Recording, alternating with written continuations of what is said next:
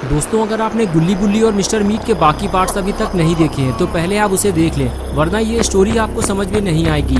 पिछली वीडियो में आपने देखा था कि शॉन को केबिन के अंदर से कुछ आवाज सुनाई देती है। शॉन फौरन भागते हुए अंकल के पास जाता है और कहता है, अंकल लगता है मिस्टर मीट ने ड्राइवर को केबिन के अंदर बंद कर दिया है। ये बात सुनते ही अंकल शॉन के साथ भागते हुए केबिन तक जाते हैं और दरवाजा खटखटाते हुए ड्राइवर को आवाज लगाते हैं। अंदर से रोने की आवाज आती है लेकिन बोलता कोई नहीं है। कुछ देर आवाज सुनने के बाद अंकल शॉन से कहते हैं, ये मेरा ड्राइवर नहीं है शॉन। ये सुनकर शॉन भी डर जाता है कि अगर अंदर अंकल का ड्राइवर नहीं है तो फिर आखिर अंदर है कौन।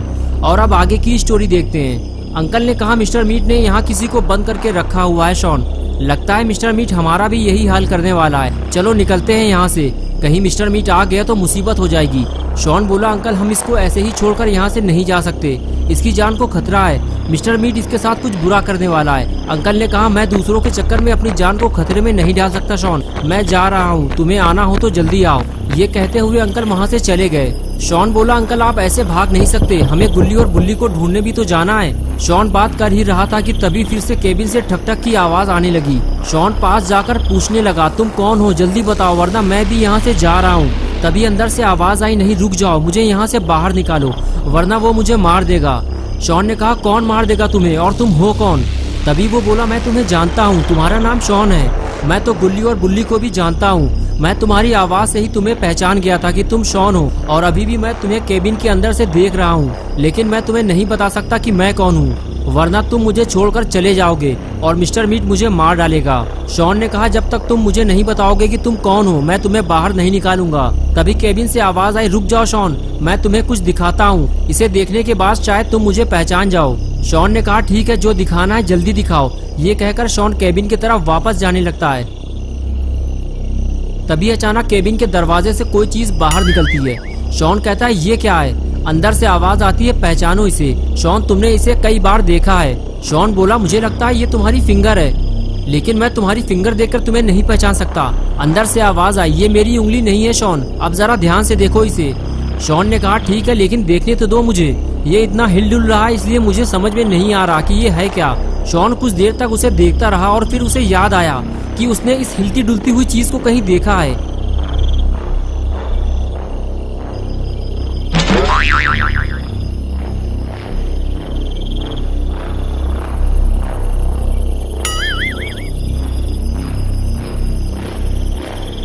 और फिर शॉन ने चिल्लाते हुए कहा, मैं तुम्हें पहचान गया हूँ और अब मैं तुम्हें बाहर नहीं निकाल सकता क्योंकि तुम मेरे दुश्मन हो। तुम्हारा नाम खूनी पिग है और ये तुम्हारी पूंछ है। खूनी पिग बोला, मैं तुम्हारा दुश्मन नहीं हूँ शॉन, मेरी दुश्मनी तो गुल्ली और बुल्ली से है। तुम अगर मेरी मदद करोगे तो मैं भी तुम्हारी मदद करूंगा।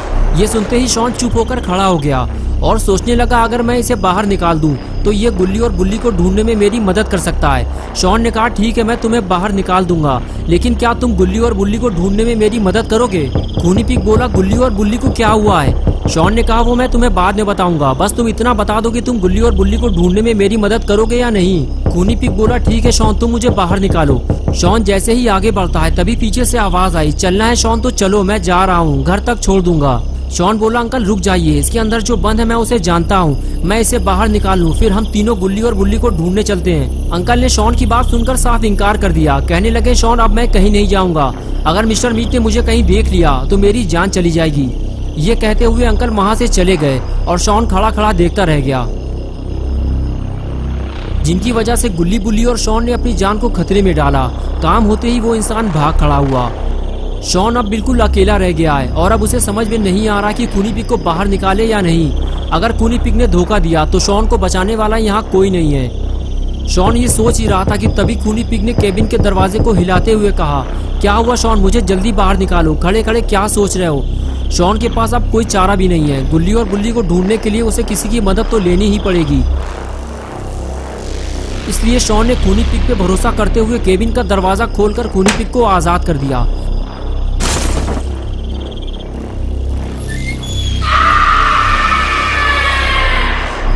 दरवाजा खुलते ही जब शॉन ने खूनी पिग को सामने खड़ा हुआ देखा तो शॉन की हालत खराब होने लगी।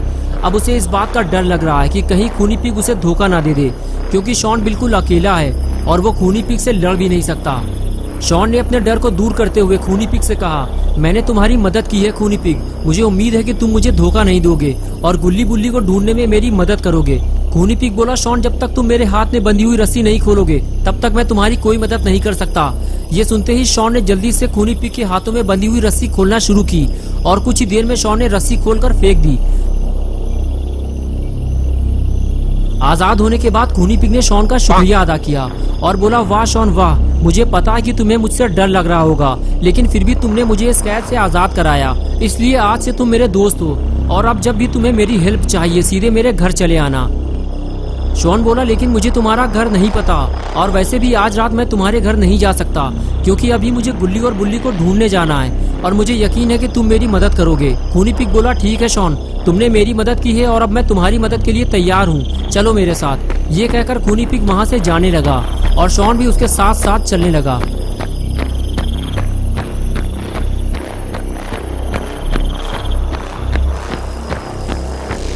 कुछ दूर आगे जाने के बाद खूनी पिग ने कहा, अब बताओ शॉन, हमें कहाँ चलना है?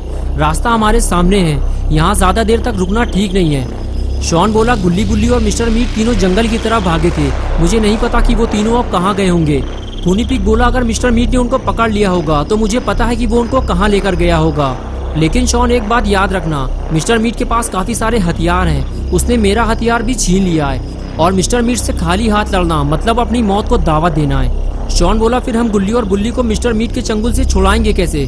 खूनी पिग ने कहा, खतरा बहुत ज्यादा है शॉन, लेकिन चलो मैं चलकर तुम्हें मिस्टर मीट का दूसरा घर दिखा देता हूँ। और उसके बाद दोनों जंगल की तरफ चल दिए। गाड़ी ना होने की वजह से दोनों को पैदल जंगल का रास्ता पार करना होगा। रास्ता काफी लंबा था लेकिन खूनी पिग शॉर्टकट जानता है, इसलिए खूनी पिग शॉन को सीवर लाइन और गंदे नालों से निकालते हुए मिस्टर मीट के घर तक ले जाने लगा। इसलिए कुछ ही देर में दोनों मिस्टर मीट के दूसरे घर पहुंच गए।